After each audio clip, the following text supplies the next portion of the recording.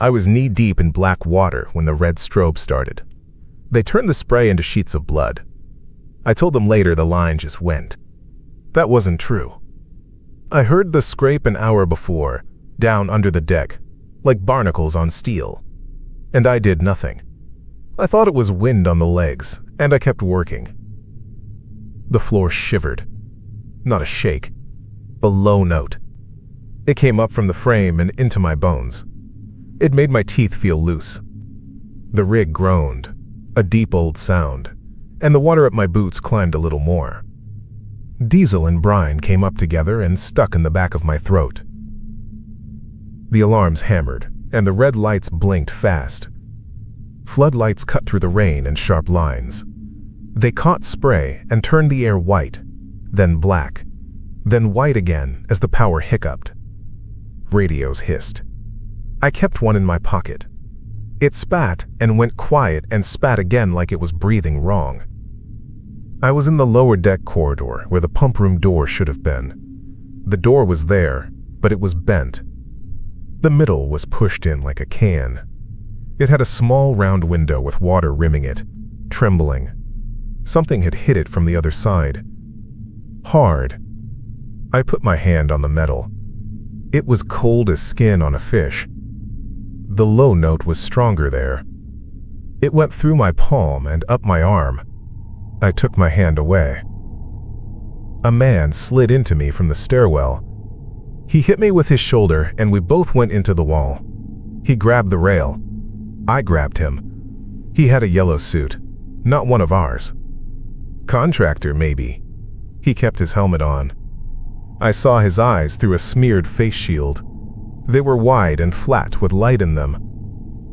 "You with crew?" I yelled. My voice came out thin. The alarms made everything small. "Visitor," he said. He had an accent I couldn't place. "Boat gone?" "I don't know," I said. I didn't care where he was from then. He was there. I took that. He looked down at the water. "It is climbing," he said. "I know," I said. I wiped my mouth and tasted diesel. "Pumps," I said. "We get the pumps." We pushed for the pump room. The door was crushed so we could not. We stood in the red strobe and looked at it. The metal had torn around the handle. Something had come up and squeezed. The window was fogged and then clear and then fogged, like something breathed on it. We went the long way. Around the bulkheads, past the waste room, up one flight and down again where the deck dipped. The floor trembled. The low note was steady now. It bled into the alarms. My radio hissed and a voice shot through, a word or two, then went dead. Down and shut, and then only a thin whine. We found the secondary pump room at C5. It was half in water, but the panel was dry. We waded to it. The black water was cold enough to hurt. It took my breath. The stranger swore. I couldn't hear him, but I saw the shape of his mouth. We bumped our way to the panel. I slapped the start. The light flickered. The motor coughed. It took in air and spat it out and coughed again. "Come on," I said. I hit it again. The breaker was loose. Power was there, and then gone. The floodlights outside went out, then came up, dim, then bright. The low note stayed the same.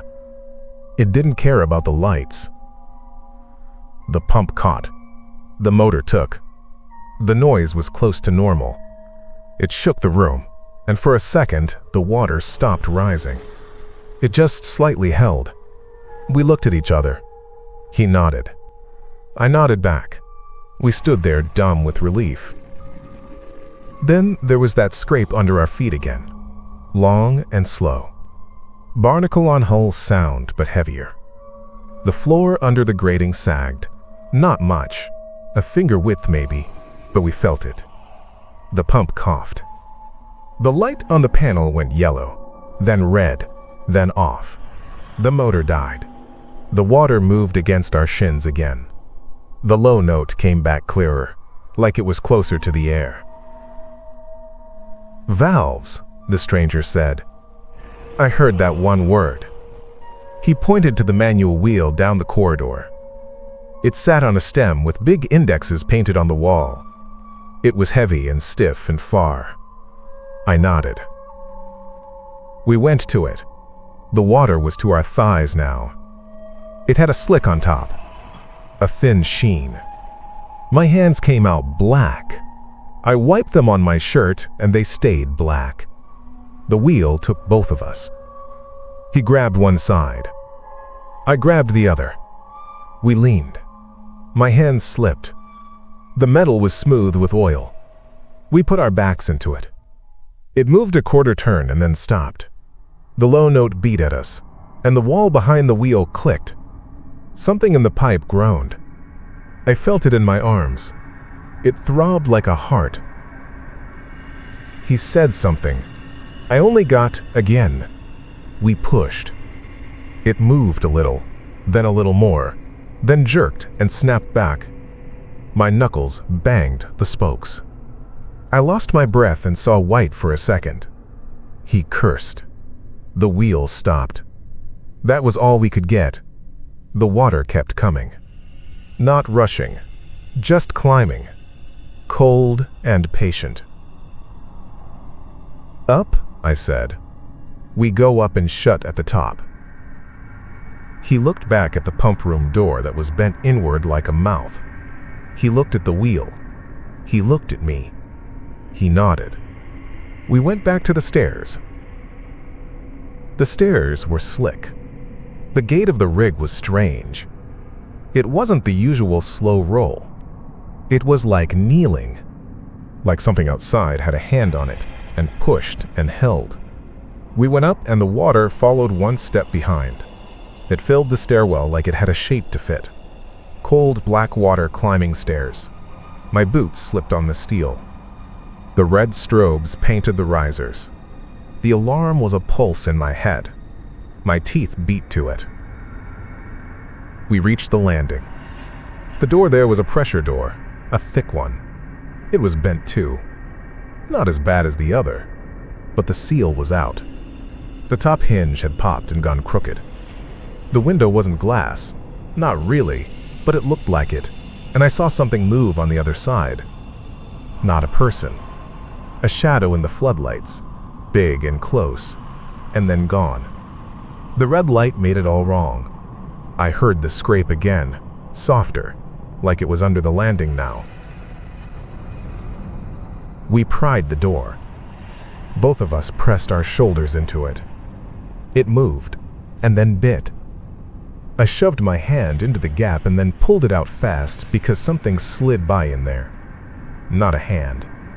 Slick, cold. It brushed my fingers. I thought it was a piece of hose at first. It wasn't. I swore and shook my hand and wiped it on my shirt. It burned cold, if that makes sense. My fingers went numb. He looked at my hand. "What?" he said. "Nothing," I lied. We shoved again. The door gave and then popped wide all at once. It hit the wall. The hinges screamed. The rig groaned. The low note drove into my sternum and made me feel sick. We stepped into a corridor with the outer catwalk to the left. The night was there, flat and huge. The floodlights punched wet holes in it. The rain came at us sideways. Spray hit my face like pins. The air smelled like diesel and metal and wet salt. The lifeboat deck was 2 levels up. We could see the davit arms through the rain. One was swung out. The other hung wrong. The cable was there, but the hook had jammed at the guide. It looked stuck like a tooth. We had to try. We went for the stairs to the boat deck. The water rushed away and then came back with the sway. It was on the grating beneath us now. I saw shapes move under the grid. Not clear, just darker than the water. Long. I told myself it was lines. Loose cables. I told myself that, and I kept moving. At the corner by the open run, I heard the low note break. Not stop. Break. It went from one tone to two. They beat together and made a slow wave that made my stomach want to empty. The rig moaned back. The whole frame did. Somewhere below us, something heavy dragged and then let go. The sound came up through the legs and hit the platform. It felt like a hand on my chest. We reached the lifeboat. The rain beat at us. The red strobes made the boat look like it was bleeding. The cover flapped. The ladder was slick. He went first. He put one boot on the rung and then the next. I held him at the back. We got to the control box and opened it. It was wet inside. Not flooded, just wet. I hit the release. Nothing. I hit it again.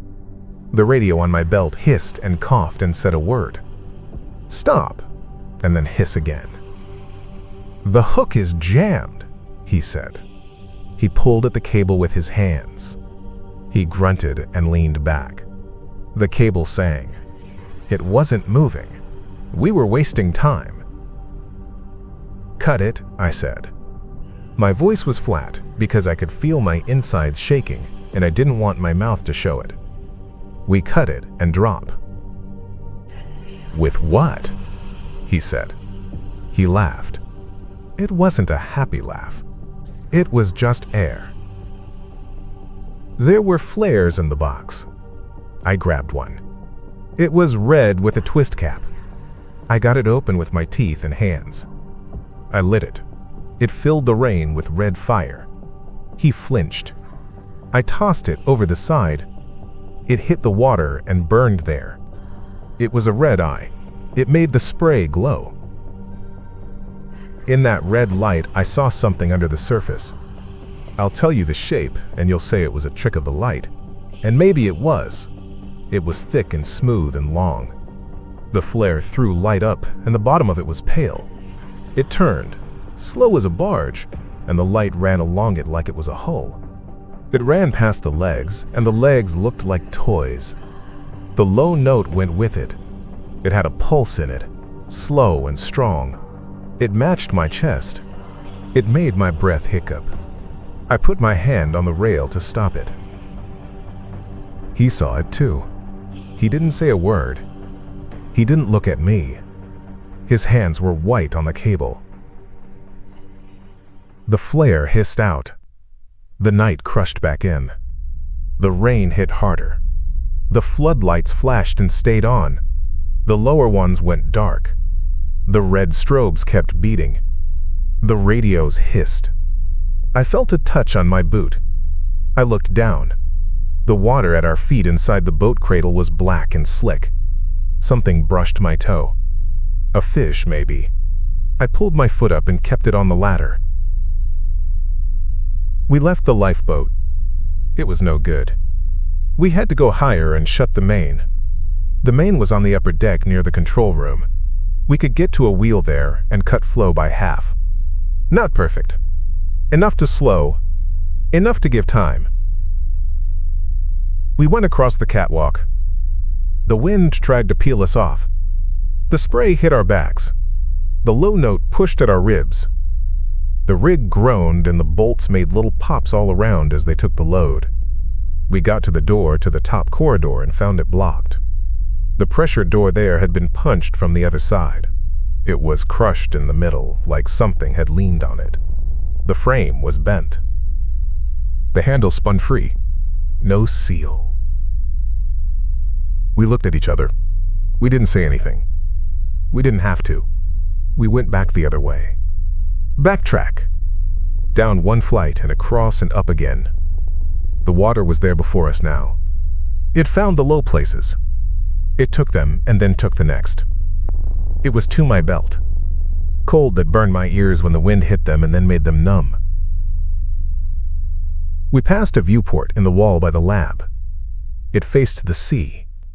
The glass was thick. I never paid it much mind before. Just a square window to check weather. I looked. I don't know why. I looked because I felt a pull to look, like when someone says your name. I looked and saw it. It was an eye. Right there. Fills me to say it now, but that's what it was. Not a fish eye. Not a little round button. It was flat and wide, and it watched.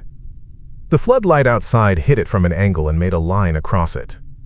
I saw a lid or a hood or something like that slide over it slow and back again. It was too close. It filled the pane. Salt water ran around the edges. A sucker? A rim? I don't know. It was gray, with a ring of darker gray and a pupil like a pit. I stood frozen. The low note got me right in the stomach. The radio on my belt rattled. Up came through, and then static. The eye moved a little, like it was adjusting. Like when you bring anything into focus. It was so close I could see tiny scratches in the corneal skin, if that's what it was. They looked like scrapes from barnacles. They looked like what I heard. I thought of the lines, the scraped feeling an hour before. I put my hand to the glass. The cold came through. The eye didn't blink. It just watched me. I had a stupid thought then that the window was small, and the thing outside was big, and it was fitting itself to look inside. I'm not proud of it. That's what I thought. The stranger pulled my sleeve. He tugged hard. I jerked. He hissed through his teeth like a man does when he doesn't want to yell. I pulled my hand down. We ran. We got to the main manifold room. The door was open. The valves were there. Big wheels. 4 of them. One marked for the line that had gone. I know the feel of those wheels. I can hear the sound in my head of the stem turning. The room was ankle deep and then knee deep as the rig swayed. The motors for the actuators were up high, still dry. The control console was lit. It sputtered and went dark and came back. We didn't wait for it. We went to the wheel. We put our hands on it and pulled and pushed. It moved slow. Every quarter turn was a minute. Our breath went ragged. The low note came and went in us. The red strobes kept beating. My arms shook. My shoulders burned. He grunted. He had good arms. We got 5 turns, then 6. The wheel fought back to 5, and then we took it to 7. The rig shook. Something hit the leg outside, and the whole room rang. The wheel spun a half turn back and caught my thumb. The joint went hot. I yelled. The stranger said something like, "Hold," and he pulled. He bore down like he was lifting a car. The wheel held. I stuffed my hand under and pushed with my other hand. We got a turn. It took everything. 10 turns. The wheel should have been 20 to full. 10 made a difference. I felt it. The low note shifted. It went softer. Not gone. Softer. The water around us moved like it listened. The climb slowed. We kept going. I don't know when I started saying sorry. I heard myself and didn't know who I said it to. Him. The rig. The men we lost already. That I don't know. I said sorry as I turned the wheel, and my hands bled a little and oil got in the cuts and burned. We hit 12. My shoulders were fire. My fingers slipped. The wheel jumped another half and then bit. Something outside thumped. A slow slide. A scrape on metal that I could taste in my teeth. The low note came back then. Not softer now, but different. Higher by a little. Unsteady. It made the air shake. The console lights flickered and went orange. A siren somewhere changed tone. That threw me. I had been living with the high wail on the beat, and now there was a new note, and it cut me. Up, the stranger said. We should go up. He was right. We had to check the reliefs. If we shut too much without the vents, we'd trap pressure where we didn't want it. We left the wheel at 12. We waited out of the room. My legs were numb. My boots felt like they had ankles in them that weren't mine. The water pulled at the cuffs. I stepped on something soft. My stomach jumped. My foot stuck for a second and then came free. I didn't look down. I should have. I didn't. We reached the stairs. The water was at the first landing already. It came up smooth over the lip and down the steps like a spillway. We took the next flight two at a time.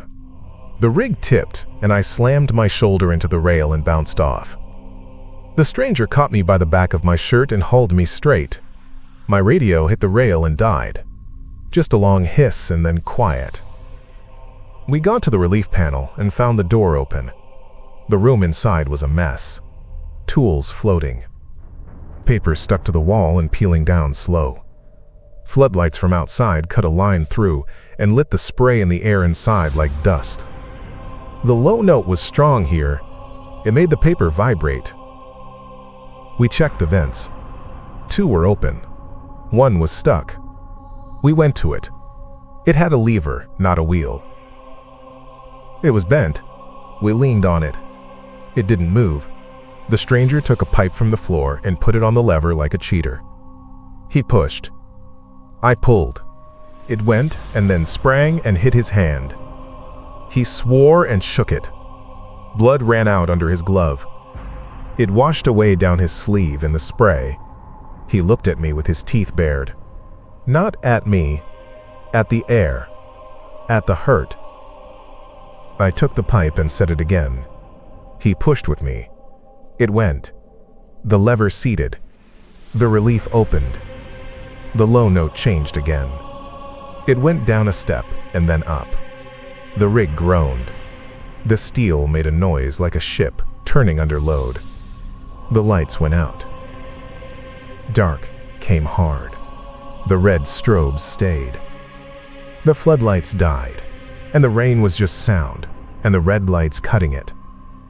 My eyes went wide and saw nothing and then everything in red. The stranger's visor was a red smear. I could see the white of his teeth. I could not see his eyes. The low note filled the whole world. It was the only thing that felt solid. Up, I said. It was the only thing I knew. We went back to the corridor to get to the high deck. The last pressure door before the control room was crushed. Not bent like the others. Crushed. It had tide marks on it. Lines of black on gray where the water had been. The center was pushed in and split at one corner. The seal hung out like a tongue. We could not go through. We stood in front of it and I could feel whatever had done that in my shoulder. Just the weight it would take. I put my hand on the door. The metal stung cold. The low note came through it and into me, and I felt sick again. The only other way was the outside ladder. It ran up the leg like a spine. It was wet and narrow. The wind hit it straight on. We went for it. There was no thinking. We went because that was the way up. The low note was less out there, but not gone. It was in the steel. It made the rungs hum. We climbed. One hand, then the other.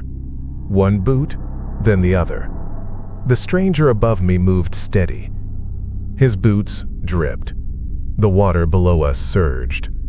It looked like a black floor, alive. Floodlights cut down and lit hollows in it.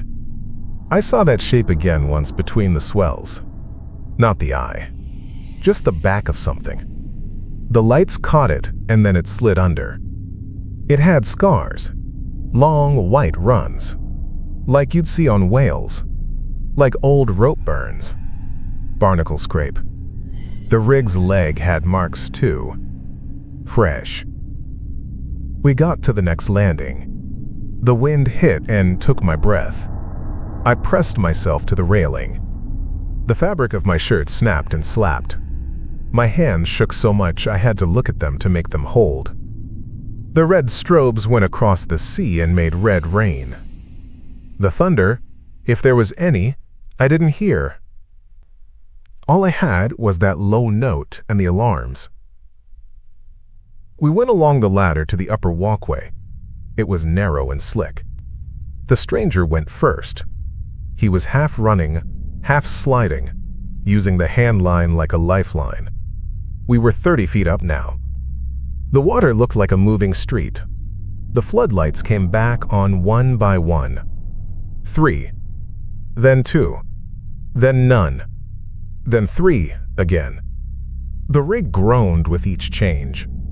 I saw the skipper's light on the horizon. Then it was gone behind the rain. I heard nothing on the radio. Just the sound of my own breath and the note. The manual shut at the top sat in a small alcove under a canopy. It was just a wheel on a stem, painted red, with a number next to it. It was dry. The only dry thing left. We both laughed like men do when they don't want to cry. We grabbed it. The wheel resisted us like it was alive, but it wasn't. It was just stuck metal. I told myself that again in my head. It is metal. It is threads. It does not want or not want. We turned it. It took 5 turns. 10. The low note stepped down. The rig sighed. You could feel it. The water below did not stop. It moved a little differently. Slower. Not comfort, but movement in the right way. Keep going, he said. His voice was raw. The wind took the top of it. We went to 15. My hands were in shreds by then. I held with my palms. The skin slid. My arms were a bright band of pain. I could not tell what was rain and what was sweat and what was blood. It was all water. Then the floor under us jolted. A thump and then a drag. The low notes surged. The wheel tried to spin back. The stranger held it. His boot slipped. He got it again. He looked past me down the walkway. I did too. There was a shape coming along the side of the rig, under the grating. The floodlights caught it from above and made the top shine. I saw an edge, a line of pale that was teeth or not teeth. It rubbed the underside of the walkway. The grating shook. The sound it made was like a ship against a dock, but higher. It scraped along and then stopped. The rig tilted 2 degrees that way and froze. The low note went up half a step and held. I could see an opening in the grating a few feet away where a panel was missing. I saw water come up through it, in and out with the sway. I saw something rise in it, a patch of pale. It looked soft, like the inside of your lip. It touched the edge of the hole and folded over it slow. It was inches from my boot. It tested the metal with these small round mouths that weren't mouths. They made little pops. The sound went through my foot into my leg. My leg wanted to climb on its own without me. The stranger said nothing. He didn't move. He held the wheel. He looked at me. His face behind the face shield was gray. He didn't blink. His mouth was a line. I don't know why, but I reached down. I had the dead radio in my hand. I didn't even know I had it still. I dropped it on that pale patch. It hit and stuck for a second and then slid off. The little round mouths grabbed it after a second and pulled it down. The radio made a click like a bug. It was gone. We turned the wheel again. 20. The note dropped. The rig let out a long breath. I felt it under my feet. The water below moved away from the legs. Not much. Enough. The shape under the grating let go. The walkway bounced a little as the weight left it. The scrape went along the underside, toward the legs, then out. The low note went with it, back toward the sea where it came from. The stranger let go of the wheel. He stepped back. He shook his hands. He laughed again. It broke in the middle. I leaned on the wheel and closed my eyes. The rain hit my face and it felt hot even though it was cold, because my skin was gone. The rig did not go quiet. It just changed. The alarms kept on. The red strobes still beat. The low note was there, further off, under the general noise, like a truck a block away. I could breathe. That was all. I could breathe. We turned to go. We had to check the seals. We had to find anyone else. I told myself we did. We took 2 steps, and the walkway jumped. The floor under me moved down, and my foot went into that hole where the panel was missing. My leg went into the knee. My shin hit the edge and barked bone. I yelled and grabbed the rail. The stranger grabbed my arm. He pulled.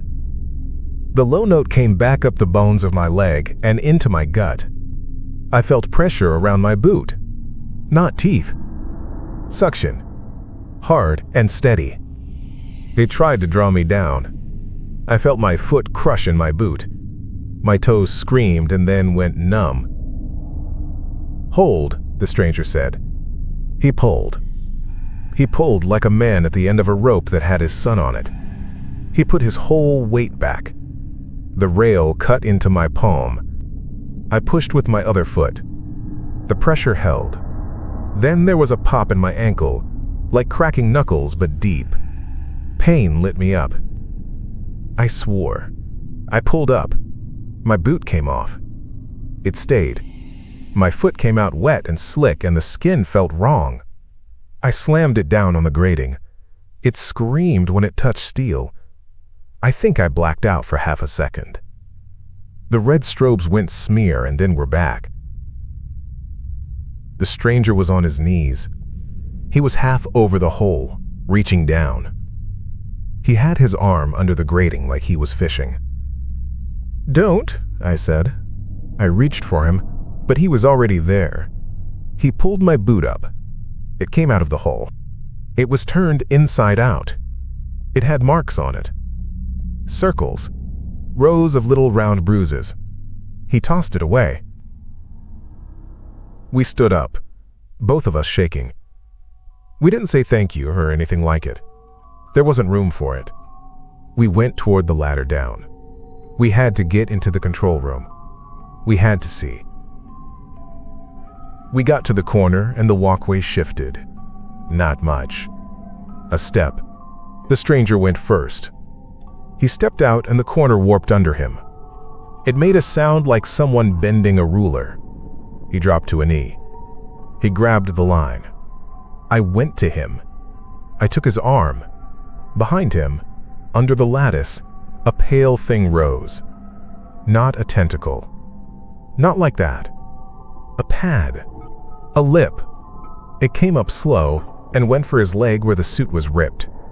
He looked down and froze. His eyes were so wide I saw the whites in the red light. "Move," I said. My voice was a thing I didn't know. He tried. The pad touched his calf and it stuck there with a wet click.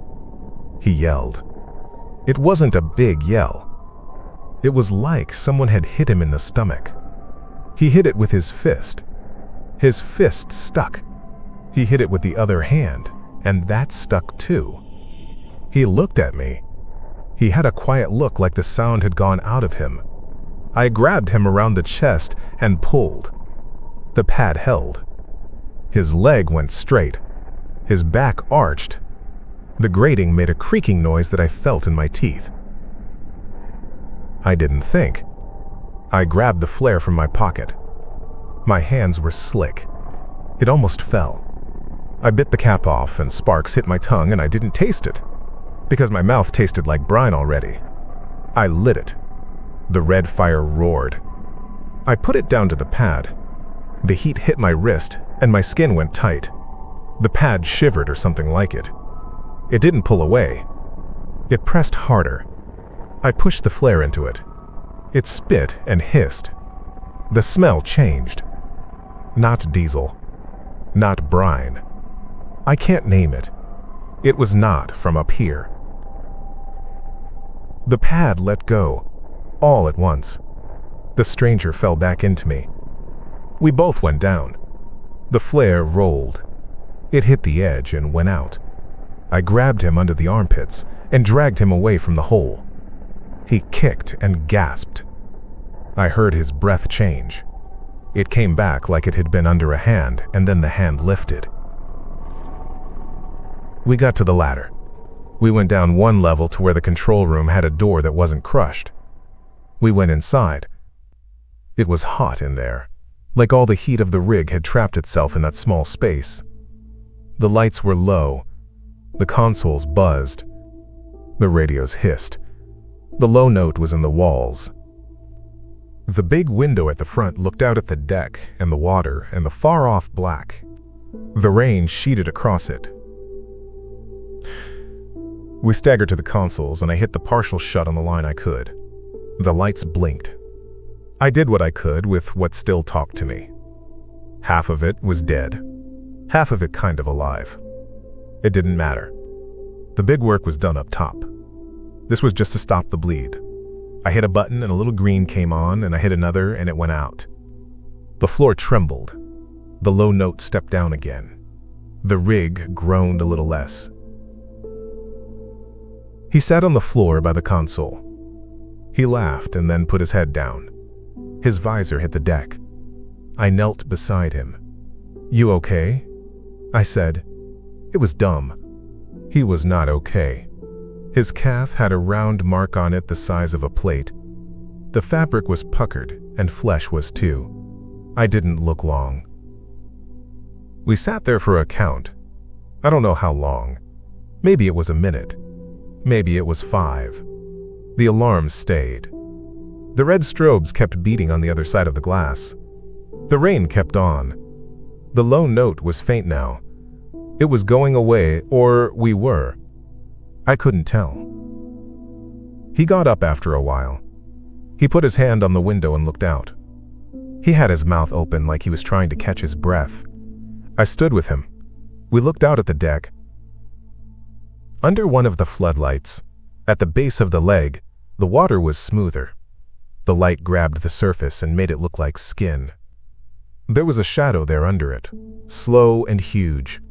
It turned. For a second, just a second, the top of it broke the skin. Big. Round. The eye again. It turned and looked up through the water, and the light hit it and made the line across it, and I knew it knew we were there.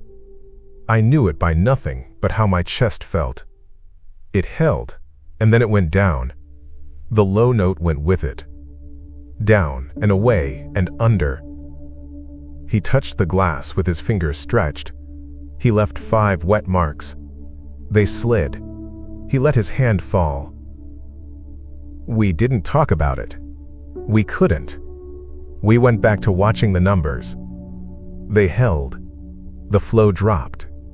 The pressure eased. The alarms changed tone again. The red strobes kept beating. The radios hissed.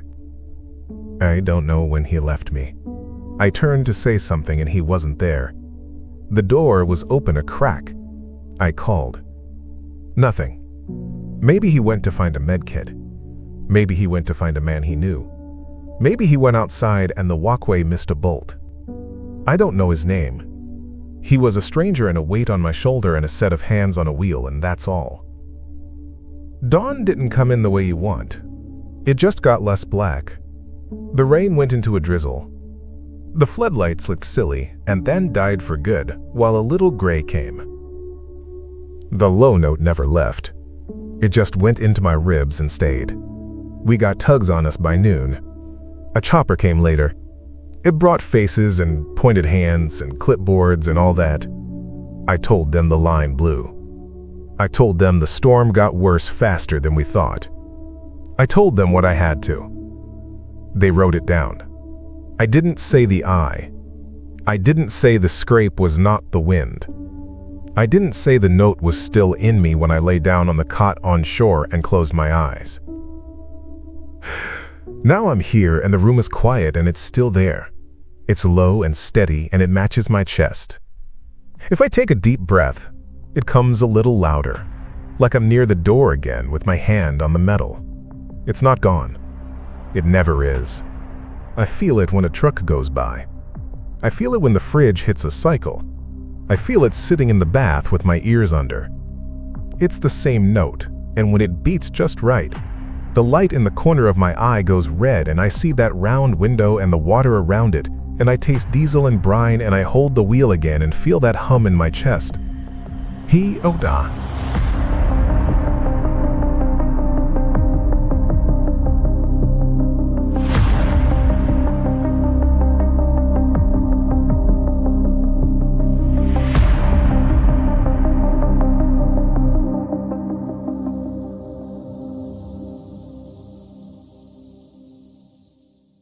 I hope you enjoyed that story. If you did, go ahead and hit subscribe. I've got plenty more coming. Give it a like if it sent a chill down your spine. And, of course, there's another one you can find on my channel. See you on the next one.